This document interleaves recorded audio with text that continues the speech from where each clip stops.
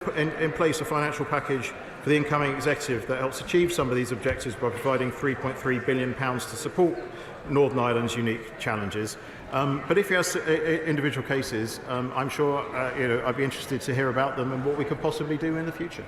We now come to Geoffrey Donaldson. Thank you, Mr. Speaker. And further to the question from my honourable friend, member for Strangford, will the Secretary of State join me in welcoming the fact that the new UK East-West Council will have its first meeting next month in Belfast, and that one of the key objectives is actually to encourage greater educational cooperation across the United Kingdom, as well as binding Northern Ireland more closely into the wider economy and the UK internal market?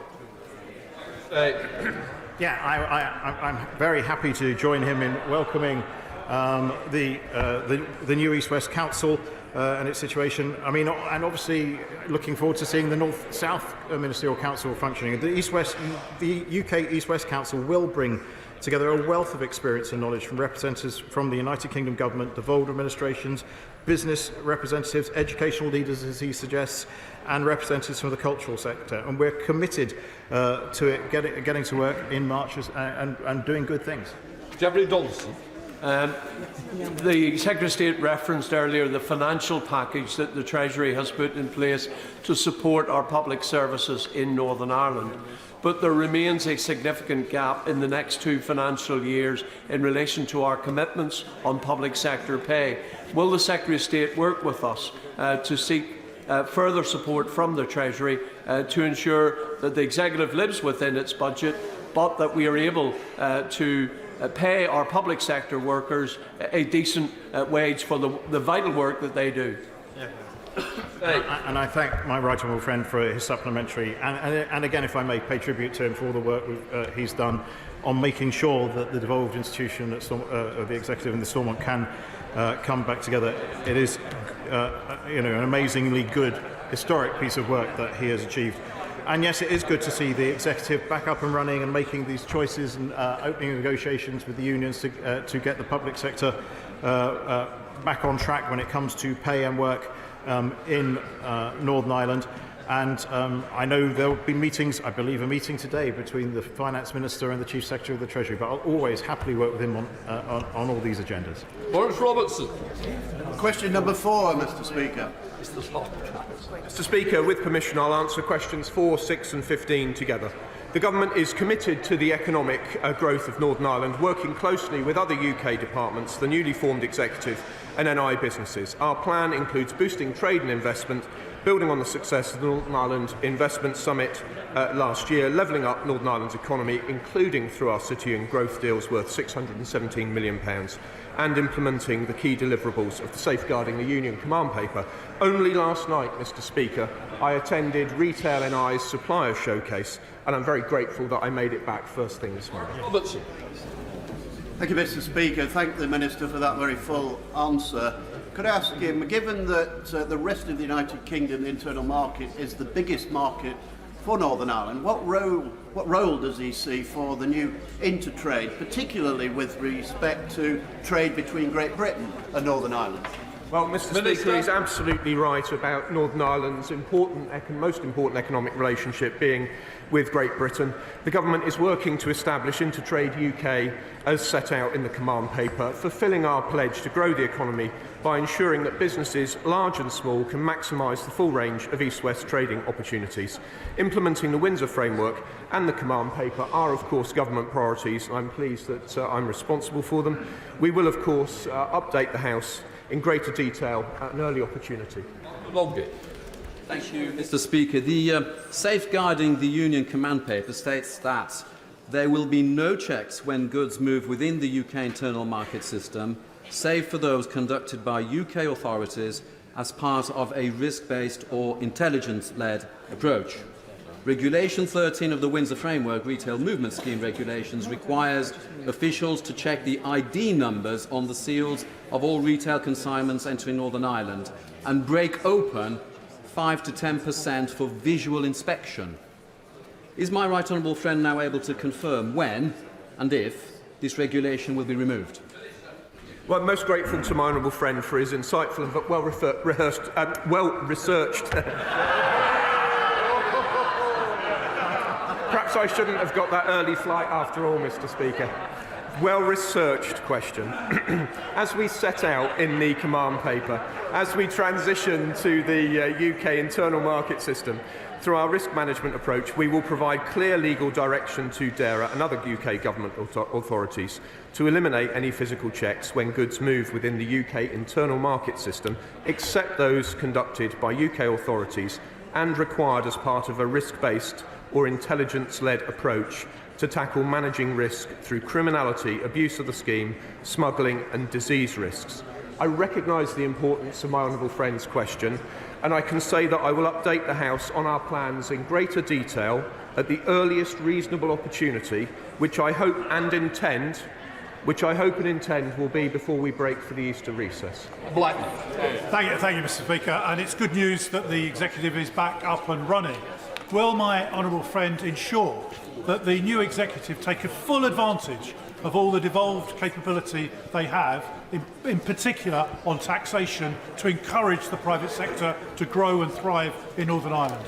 Well, I certainly will give them every support, Mr. Speaker, whilst also, of course, respecting the devolution settlement. But to just give him one example, the reason I was there last night with Retail NI was in order to promote a Department for Business and Trade's terrific offering in Northern Ireland, which includes a trade and investment hub, which covers the UK Export Academy, Export Support Service, and there are now 16 DBT export champions, including making available in-person support. If anyone wishes to know in greater detail, I recommend they go to the great.gov.uk website.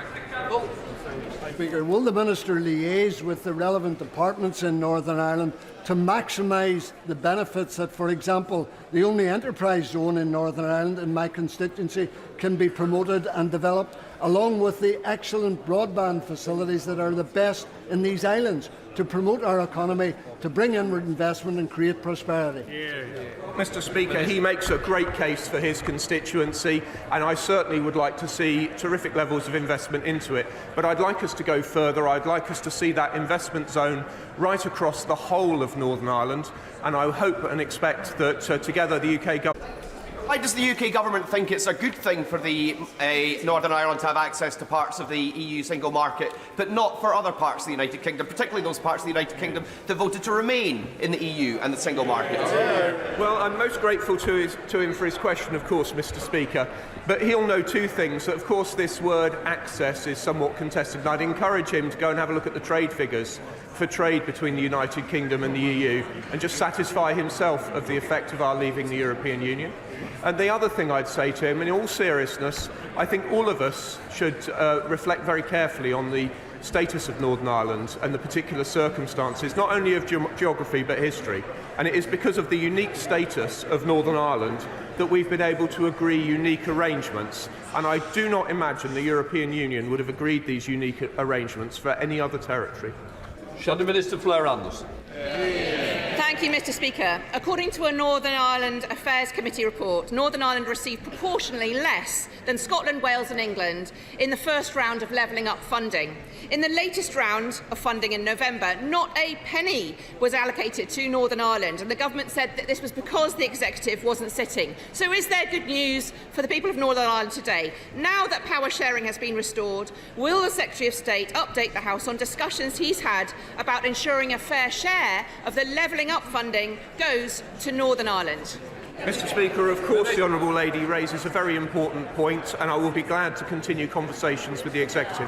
As she knows, we've made available a generous package of £3.3 billion overall. We continue conversations in the detail of those areas of funding which have been repurposed. Those conversations will continue, and when we can update the House in fuller detail, of course we'll be glad to do so. Stephen Bonner. Question number 8, please. Minister. Mr. Speaker, the Government is working to establish an East-West Business Council as set out in the command paper, fulfilling our pledge to establish a unique forum for key representatives across the United Kingdom, from government, business and the education sector, to identify opportunities for deepening connections between Northern Ireland and the rest of the UK, in important areas such as trade, transport, education and culture. I shall be in regular contact with other ministers across government to ensure the timely delivery of this commitment. Stephen Bonner. I thank the Minister for his answer. The Economic Centre of Excellence has estimated that 80% of Northern Irish freight exports to England comes through Scotland, while a considerable proportion of NI trade with Britain is direct trade between the north of Ireland and Scotland. So given this, what concrete role does he see unproposed for the Scottish Government in any new East-West Council? Minister. Well, Mr. Speaker, of course the Government of Scotland has its rights and is entitled to be part of these arrangements, and we shall be respectful in engaging with the Scottish Government to make sure that they play a full part, fully respecting the devolution settlement. Sir Oliver Hill. My right honourable friend agree with me that the Northern Ireland members of the UK-EU Parliamentary Partnership Assembly play a very important role, including the right honourable gentleman for Lagan Valley, in improving the understanding between the EU and the UK about the way in which the trade and cooperation agreement should work, and easing the way for a better relationship between the United Kingdom and the European Union. Mr. Speaker, I do agree with my right honourable friend, and I pay tribute to the leading role that he plays in that forum, and I'm most grateful. I think a large number of colleagues, whatever their view on exiting the European Union, have put a great deal of effort into building up the bonds of friendship, which are so important as we go forward under the Trade and Cooperation Agreement. And I'm most grateful to him for highlighting the important work of that forum, and again I pay tribute to him for his leading role. SNP spokesperson Richard Thompson. Thank you, Mr. Speaker. The East-West Council has proposed is something that I'm personally very enthusiastic about, because it provides potentially a space to open up where Scotland and Northern Ireland can cooperate along with other parts of the UK in all that we have in common economically, socially and culturally, and that will continue to have in common irrespective as to whatever constitutional arrangements might be in place in future. So will the ministerial team at the Northern Ireland office agree to meet with me so that we can discuss how Scotland could play a positive role in that and to get that engagement with other parts right? Mr. Speaker.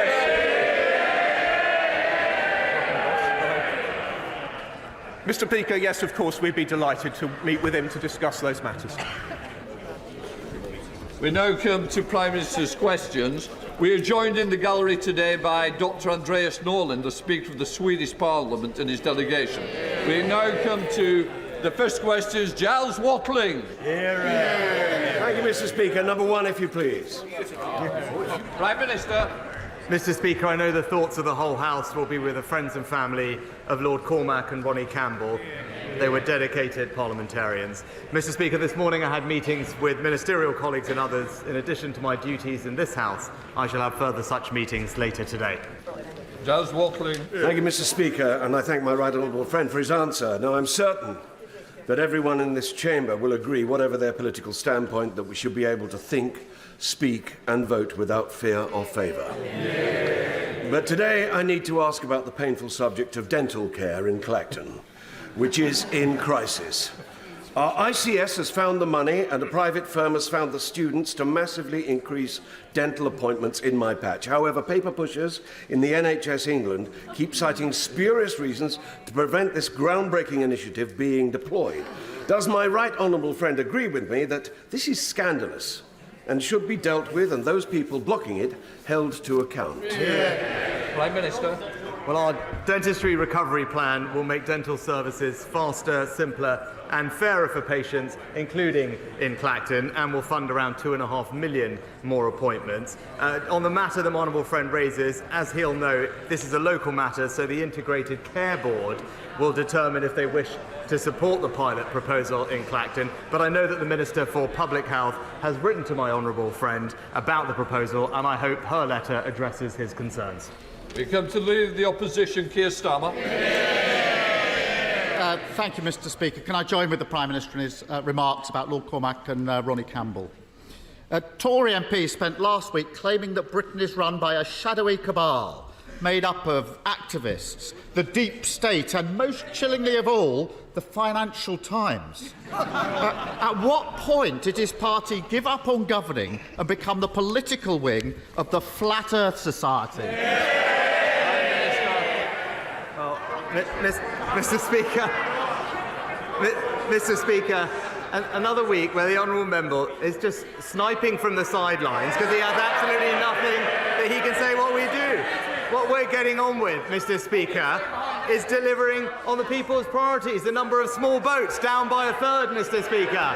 NHS performance improving, inflation continuing to fall. And Mr. Speaker, not only that, we're delivering a significant tax cut for millions of working Britons.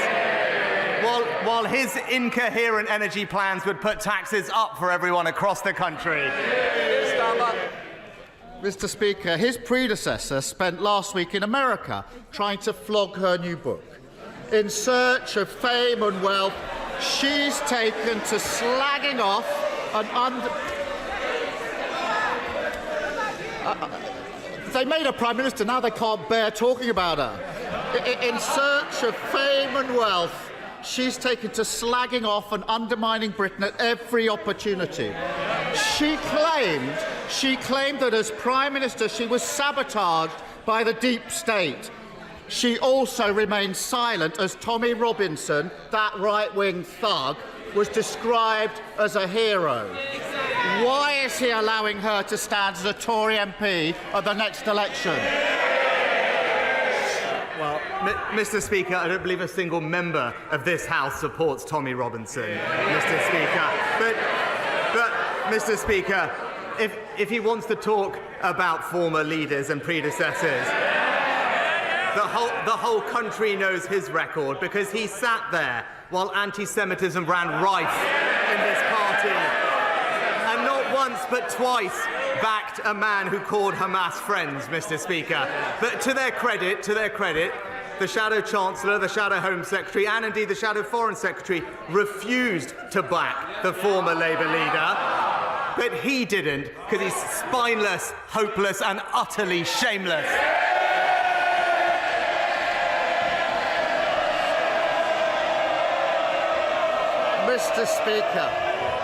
Mr. Speaker, I've changed my party for the better. He is being changed by his party. The reason he's letting her stand is because he's too weak to do anything about it. It's the story of his leadership. When they refuse to accept any blame for the ruin of the last 14 years, you do wonder who they think has been running the country all this time. Thankfully, the former Prime Minister's on hand again to help. It turns out it's all the fault of the media, the corporate world, and, bizarrely, the President of the United States. Winston Churchill once said, "The price of greatness is responsibility." Now, I don't think the British public are expecting greatness from this Prime Minister, just a bit of accountability. So doesn't think it would be great if, just for once, the Tories actually took some responsibility.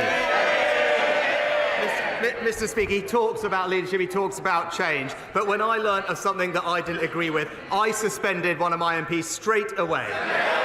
But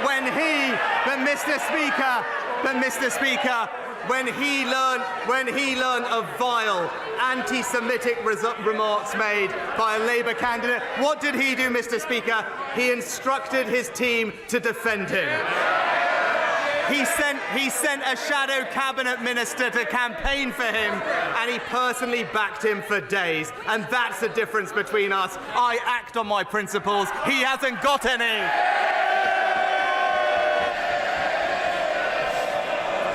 I can't believe he's saying it with a straight face. The former Prime Minister continued on her American odyssey.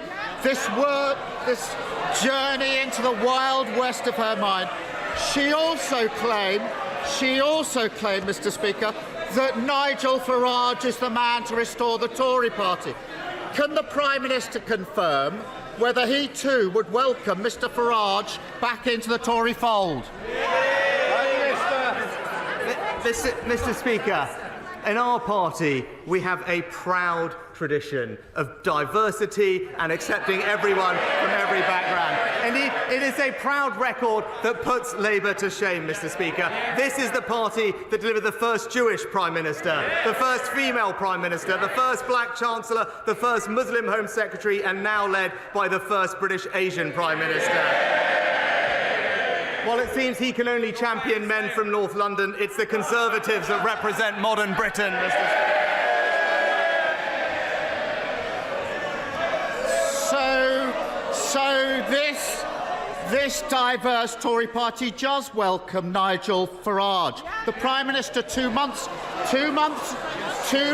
ago, the Prime Minister said the Tory party is a broad church. I welcome lots of people who want to subscribe to our ideals and our values. This is the same Nigel Farage who said he agreed with the basic premise of Enoch Powell's Rivers of Blood speech and bemoaned the influence of the Jewish lobby. So is the Prime Minister simply too scared to stand up to the gaggle of Tory MPs who moonlight as GB presenters, or does he genuinely think Nigel Farage shares the ideals and values of the Tory party? Mr. Speaker, he wants to talk about values, but tomorrow in Rochdale, the people will have a choice of 3 former Labour candidates, 2 of which are anti-Semites, Mr. Speaker. The truth is, his party is so mired in hate that despite 3 ex-Labour candidates standing, he can't back a single one of them, Mr. Speaker. It's because we expel anti-Semites, he makes them Labour candidates. Mr. Speaker, the truth is these are no longer the Tories your parents voted for, and the public can see it. The Prime Minister has lost control of his party to the hordes of records of malcontents, the tinfoil hat brigade over there, the extremists who wreck the economy, all lining up to undermine him, humiliate him, and eventually to get rid of him. When will he ever stand up to them and end the pathetic spectacle of a Tory party that used to try and beat Nigel Farage, now giving up and dancing to his tune instead? Mr. Speaker, utterly shameless from someone who stood by while anti-Semitism ran rife in his party, oversaw the appalling situation in Rochdale and twice backed the member for Islington North. And in the last few homes, Mr. Speaker, last few weeks, we've seen members of Parliament's homes surrounded, their events disrupted, council meetings threatened, and just last week we saw the very rules that govern this place abused because of intimidation, Mr. Speaker. While he might, Mr. Speaker, while he might want to bend to mob rule, we will face down the extremists and stand up for British values.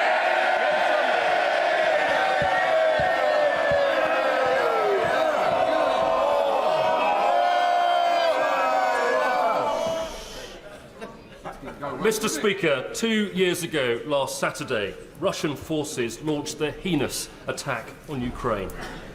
The response of the British government and the British people has been magnificent, and I want to pay my own tribute to all those who have done so much, not least in my own constituency of Bracknell, where Ukrainian people have been so warmly welcomed. Mr. Speaker, we must never bow to tyranny. So could the Prime Minister please assure the House that our support to Ukraine and all of our NATO allies will continue to be unwavering? Prime Minister. Well, can I join my honourable friend in thanking people up and down the country, including the people of Bracknell, for welcoming Ukrainian families into their homes and communities. During my visit to Ukraine in January, I announced a major new package of support, including £2.5 billion of military assistance. And last week, we announced 50 new sanctions targeting individuals and businesses sustaining Putin's illegal war machine. Our support to Ukraine will never waver. SNP Leader Stephen Flynn. Mr. Speaker, 30,000 people dead, 70,000 injured, 1.5 million sheltering in Rafah, 300,000 living in what is considered to be feral conditions in northern Gaza, and of course 100 hostages still tragically held by Hamas.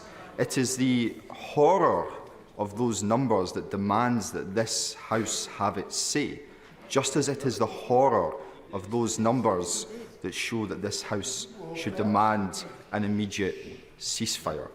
Now, President Biden has indicated that that ceasefire may take place from Monday. Does the Prime Minister share in his confidence? Prime Minister. Well, Mr. Speaker, we have consistently called for an immediate humanitarian pause which would allow for the safe release of hostages, including British nationals, and more aid to reach Gaza. We welcome progress on a deal. As the honourable gentleman said, there has been progress, and we urge everyone on all sides to seize the opportunity. And I've been clear that we must seize the momentum from this terrible tragedy to find a lasting resolution to this conflict, which delivers on the promise of a two-state solution and ensures that Israelis and Palestinians can live in dignity and security. Stephen Flynn. Mr. Speaker, we're now approaching 5 months since this conflict first began. And in that time, this House has equivocated, and this government on 3 occasions at the United Nations has abstained when it could have voted for a ceasefire. Abstentionism is not leadership. So can I ask the Prime Minister, should this matter now come before the United Nations, with a ceasefire potentially in sight, will he use his government's vote in order to deliver that ceasefire? Prime Minister. Well, Mr. Speaker, we support the United States draft resolution that was discussed with colleagues at United Nations last week, but just calling for an immediate full ceasefire now, which collapses back into fighting within days or weeks, and indeed does not release hostages, including British hostages, is not in anyone's interest. We must work towards a permanent ceasefire, and that starts with an immediate humanitarian pause to get aid in and hostages out. I agree with the honourable gentleman about the suffering of the people in Gaza, and in this country we should be proud of everything we are doing to help them and provide them the life-saving aid that they deserve. Dr. Jamie Wallace. Thank you, Mr. Speaker. I'm sure we're all proud of the open government we have, the availability of information and our open data. But with machine learning and AI fast becoming more prevalent, does the Prime Minister not agree that now is the time for us to look at licensing this information where it's going to be used for commercial gain to inform intelligence that's going to disrupt society and our economy? Thank you. Prime Minister. Well, can I join with my honourable friend and his passion for AI? And like him, I'm proud of our record at the forefront of the AI revolution, having created one of the world's first AI safety institutes, establishing the State of AI report, and hosting the world's first ever Global AI Safety Summit. Now, I will ensure that my honourable friend meets with the relevant minister to discuss his proposals to ensure that we can harness the opportunities of AI and protect ourselves against the risk that it poses. Liz Saville-Roberts. Plaid Cymru has signed the full facts pledge for an honest general election campaign. One of full facts' 4 asks is to renounce deceptive campaigning tactics. There is evidence of egregious, misleading campaigning in Wales and elsewhere by the Conservatives in recent weeks. We all have a responsibility to campaign honestly, because the alternative is to be complicit in dismantling democracy. Therefore, will the Prime Minister sign full facts pledge for an honest election?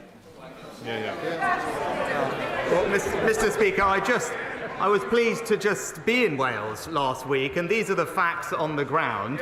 The Labour-run Welsh NHS is performing the worst in the United Kingdom. Small Welsh businesses, including pubs and restaurants, are facing a crippling rise in their business rates.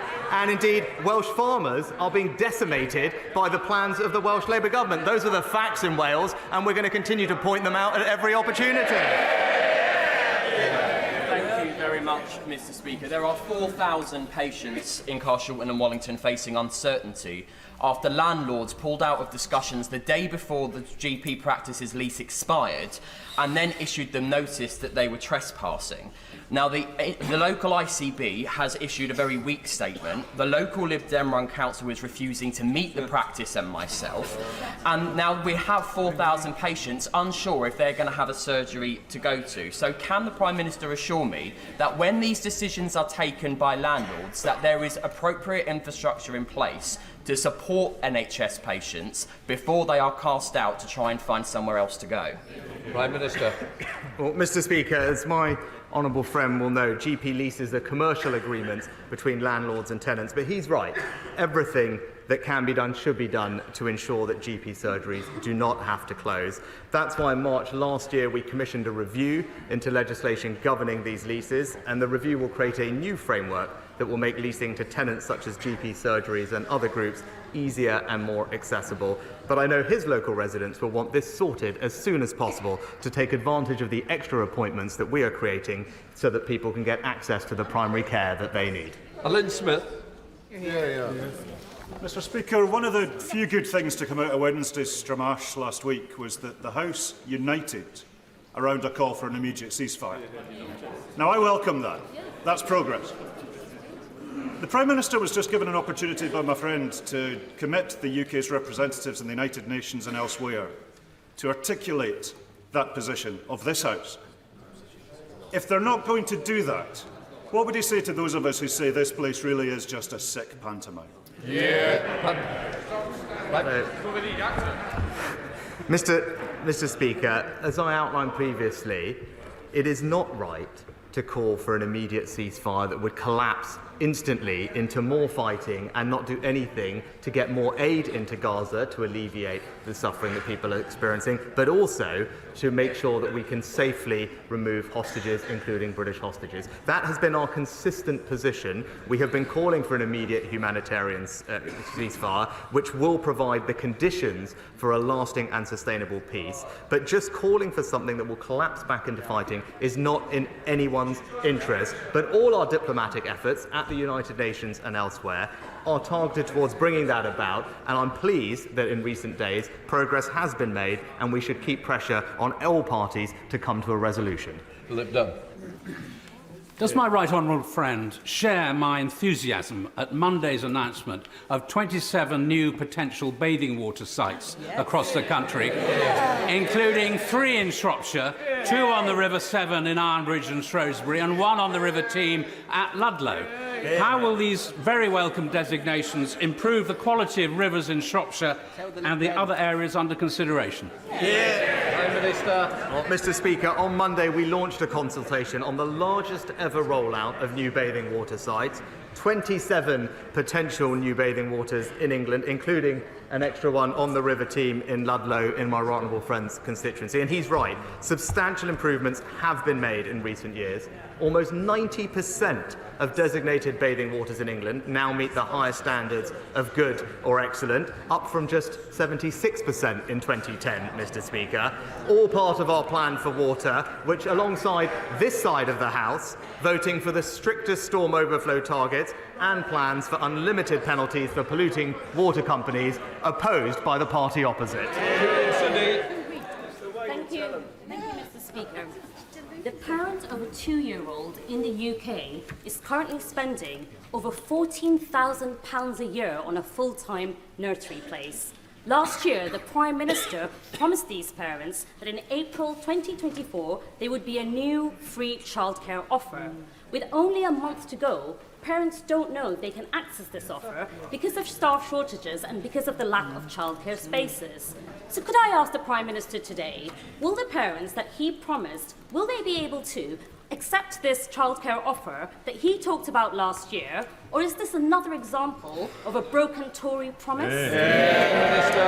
Mr. Speaker, we're delivering on what we said, which is 30 hours of free childcare a week for parents of working parents of children from 9 months until they start school. It is the largest ever expansion of childcare in our country's history. But what I'd say to the honourable lady is, perhaps she might want to have a conversation with her Welsh Labour colleagues, who have been given the funding to deliver childcare expansion in Wales, and what have they done? They've pocketed the money instead of matching our plans to support parents in England.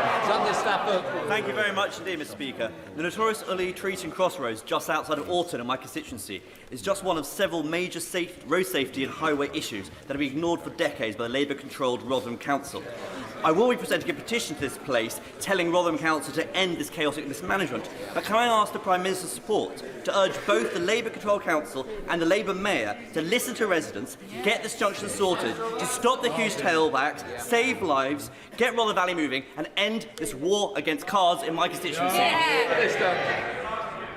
Well, my honourable friend raises an important point, and he's right to champion his constituents in this way, because when Labour run things, they do just run them badly. And he can be assured that we have provided £750,000 of funding to Rotherham Council for safety improvements to local roads, and we're continuing to provide Vulnerable Friends constituents with a further £1 billion allocated to his local area in the second round of the City Region Sustainable Transport Settlements. Because of the decision that we made on HS2, communities, towns and cities across the North and Midlands are going to receive billions of pounds of funding for transport projects that will make a difference to him and his constituents far quicker than anything else that was planned. Dame Diana Johnson.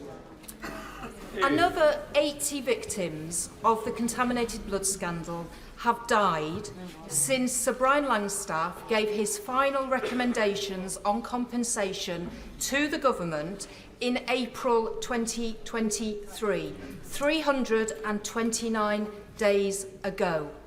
Will the Prime Minister join families who are lobbying members of Parliament here today to explain why his government has failed to implement any of those recommendations 11 months on? Mr. Speaker, I'm acutely aware of the strength of feeling on this issue and the suffering of all of those impacted by this dreadful scandal. We've consistently acknowledged that justice should be delivered. I gave evidence to the public inquiry last year. The government has accepted the moral case for compensation, and which is why on Monday in the other place we committed to bringing forward amendments at report stage of the Victim and Prisoners Bill with the intention of speeding up the implementation of our response to the infected blood inquiry. Neil Kaczynski. Thank you, Mr. Speaker. I'd like to thank the Prime Minister sincerely for the extra £244 million announced this week for transport and investment in Shropshire. This comes on top of £300 million for modernisation of our local A&D services, levelling up funds to modernise Shrewsbury Town Centre, and fully funding the North West Relief Road, the Ring Road round Shrewsbury. These infrastructure projects will have a major benefit not just for us, but for those who follow us in Shropshire. There is, however, one issue I would like to still raise with the Prime Minister, which is how our local Shropshire Council is funded to deal with adult social care costs.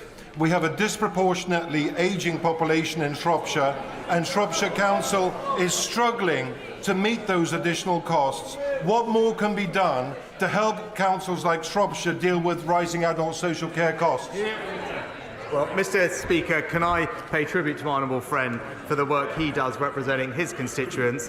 He's right about the pressures that are faced, particularly in rural areas, which is why the government provided £600 million of additional funding for local government across the country, ensuring around a 7.5% increase in resources available to invest in social care, but also by an extra addition to the Rural Services Delivery Grant, an acknowledgement of the challenges of providing services in rural areas, with more funding for those rural councils to deliver. Alison Thewlis. My constituent Lee Haywood in Dalmarnock is on a communal heat network and has seen both his standing charges and his energy bills absolutely soar. The Heat Network Market Framework was introduced in 2021, but in a letter from his Minister in the Lords last week, he says his ambition is that price regulation will only start in spring 2026. So can I ask, is it his government's incompetence or Ofgem's lack of powers that are letting down constituents who can't afford to put on their heating this winter?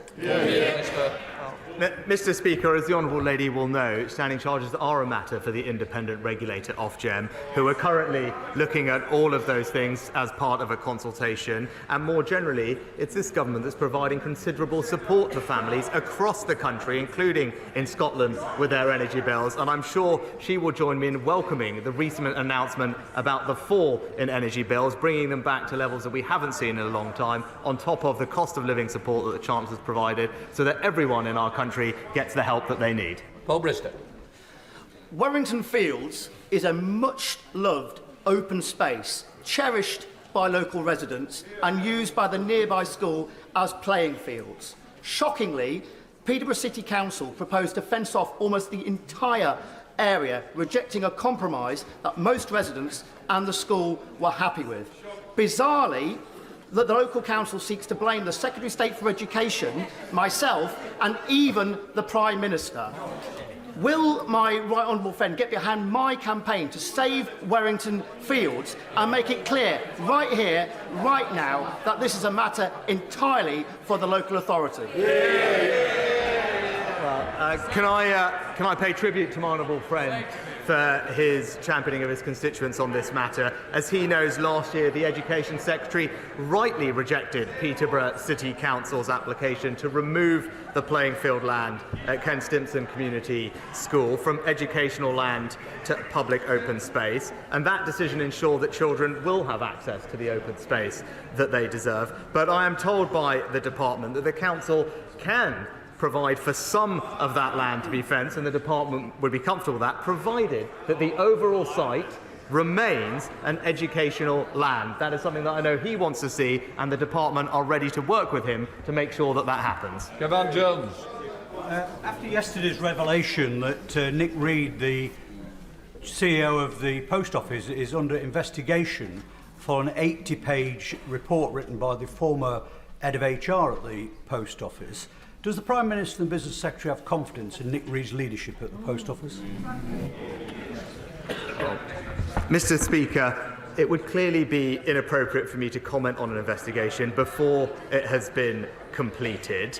Our focus remains working closely with the Post Office to ensure that it delivers justice for postmasters caught up in this historic scandal, and that's why we will imminently bring forward the legislation that we promised. Shalish Farah. Thank you, Mr. Speaker. A few years ago, there was a proposal to build nearly 7,000 houses in a beautiful part of my constituency near the villages of Castor and Aylesworth, against the wishes of the local residents. I worked with the local community, and together we were able to stop this development. However, efforts are now being made to include this land in a revised Peterborough local plan. Would the Prime Minister agree with me that it is very important that the voice of the local community is heard, and that it is unacceptable that developments can take place in this circuitous way, especially when there is other more suitable land available in and around the city of Peterborough?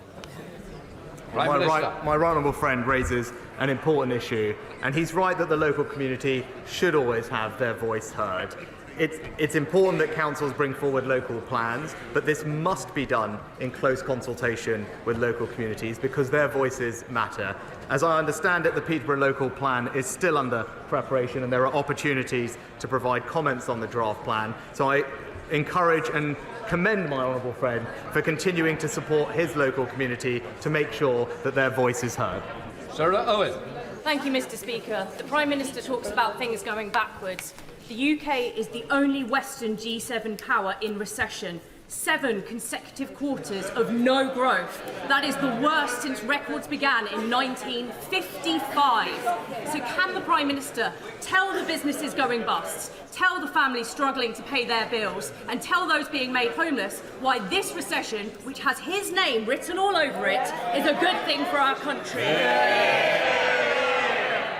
Mr. Speaker, I would say to the honourable lady she might want to check some of the facts that she just outlined for the House that aren't quite right. Perhaps she would like to explain to the country why it is that her party is stuck with a completely incoherent energy policy that will saddle working families with £28 billion of higher tax rises and higher energy bills. Jonathan Gillis. Mr. Speaker, since 2019, the Prime Minister has had our backs in Stoke-on-Trent North, Kidsgrove and Tork, with record in funding for our local transport. Over £200 million for Stoke and Staffordshire to repair potholes. Over £30 million to improve our bus network with cheaper fares and new and extended routes. Funding to upgrade both Kidsgrove and Stoke-on-Trent railway stations. Bringing back the Stoke to Leek line. And this week, we've seen Stoke-on-Trent and Staffordshire see a tenfold increase in transport funding year in, year out. I know the party opposite like to talk down Stoke-on-Trent North Kidsgrove and Talk, but isn't it true that this Prime Minister, this Conservative Party, are the only party with a plan to improve our, better connect our communities and fix our broken roads and pavements?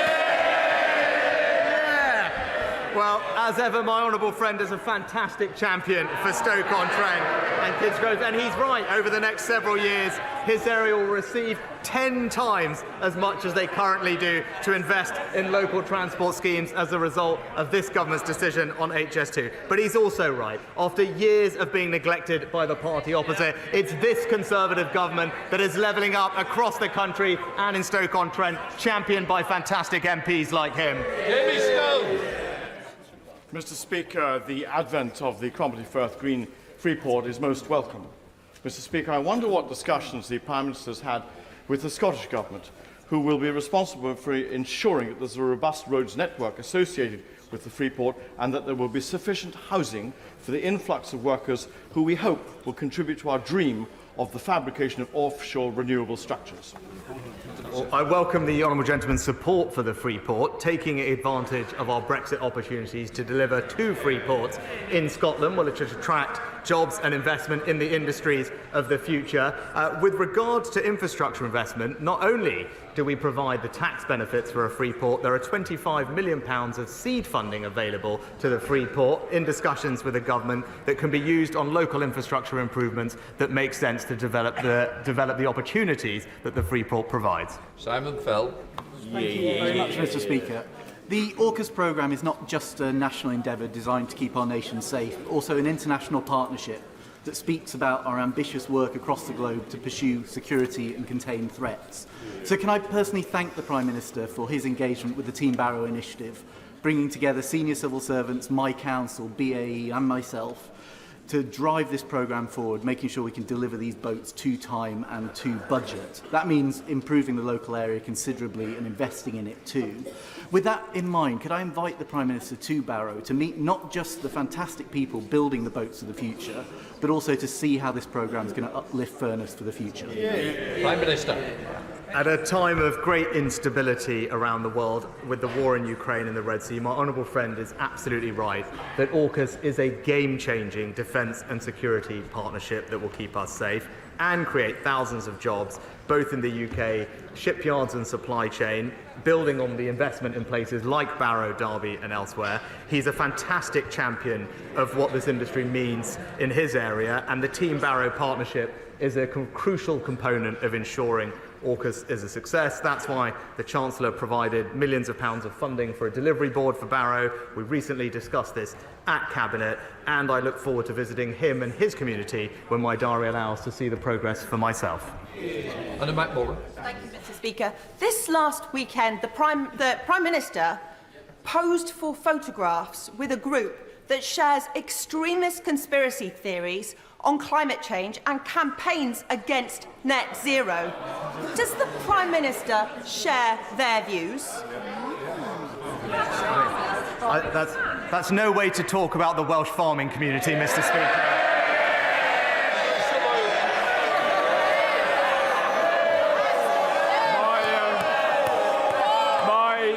My integrated care board tell me that only £2 million of the £120 million of capital which they receive annually is for primary care, and that seems an unfairly small amount for our amazing family doctors and practice nurses who are, after all, the front door of the NHS. So can our local GPs have a greater share of this? Prime Minister.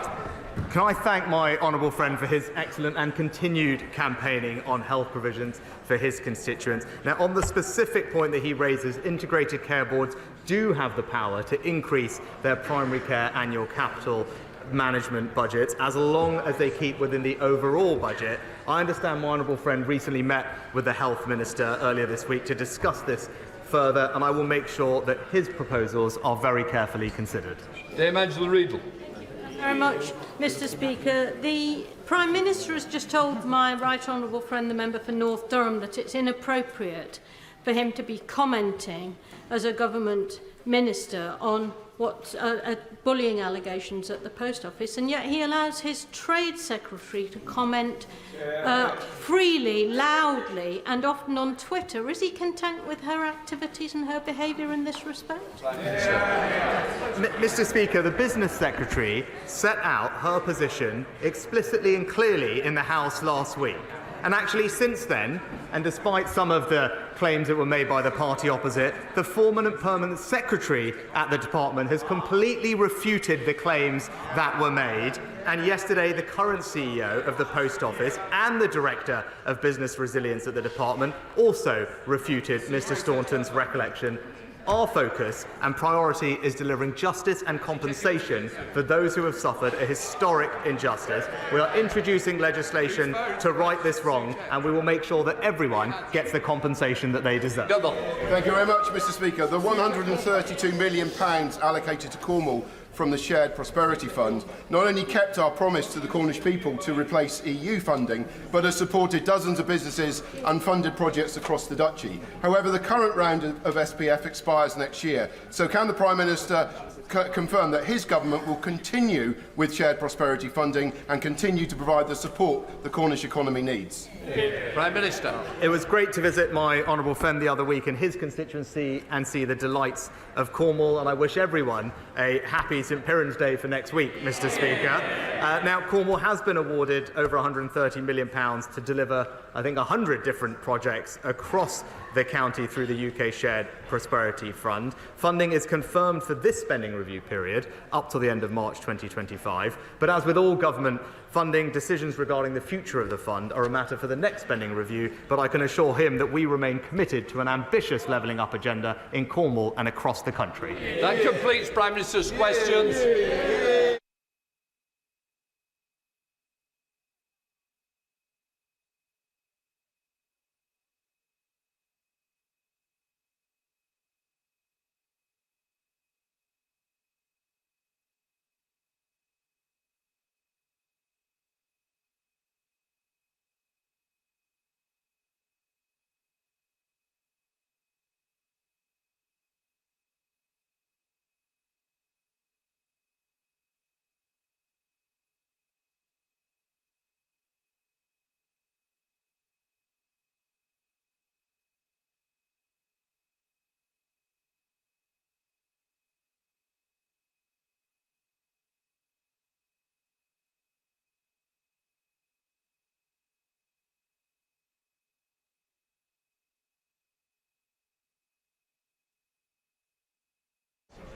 We now come to the urgent question. Murray Fellows. Thank you.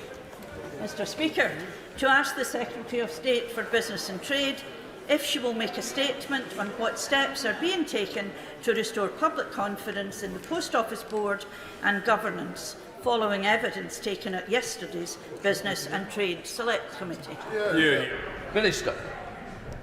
Well, thank you, Mr. Speaker. And I sat there for 5 hours listening to all the evidence that was given to the Select Committee yesterday. There have now been several serious allegations made against the government, my department, and its officials by Henry Staunton. His most recent revelation is that there is an ongoing HR investigation that involves both him and the Post Office CEO, Nick Reed. I've got to say, as a former chair, I clearly found that statement to the Select Committee highly unprofessional. The fact that Nick Reed is being investigated is evidence that no one is untouchable and the Post Office culture is changing. An investigation is, of course, not evidence that allegations are accurate. While Nick Reed has cooperated fully, Mr Staunton tried to block the investigation that was looking at his conduct. It was this action, as well as his attempt to bypass the formal process to appoint a new director to the board, which led the Secretary of State to lose confidence in Mr Staunton. As was said in the Business and Trade Committee yesterday, board members felt so strongly about Mr Staunton's conduct that they were going to resign. It was right that the government decided to act. Mr Staunton has now made a series of allegations which we strongly reject. He is using the Nick Reed investigation to divert attention from the issues that the Select Committee were discussing about his dismissal. The allegations made are also proving to be a further distraction from the victims of this injustice. His central allegation is the government told him to slow down compensation payments. Not a single person backs him up on this claim. My officials are clear that they have never been instructed to do this. Post Office executives are clear that instruction was never passed on to them. we provided a letter from June 2023 from my department to Mr Staunton, telling him the opposite. His only evidence is a note of a conversation which is clearly about operational financing of the Post Office business. This is entirely different from compensation to sub-postmasters. The Permanent Secretary wrote recently to give her truthful account of what happened. We also released her office's contemporaneous note of that meeting. He alleged that the Secretary of State refused to apologise to him after he learnt of his dismissal from Sky News. This was not the case. He claimed there was pressure on Nicosia to send a letter to the Justice Secretary.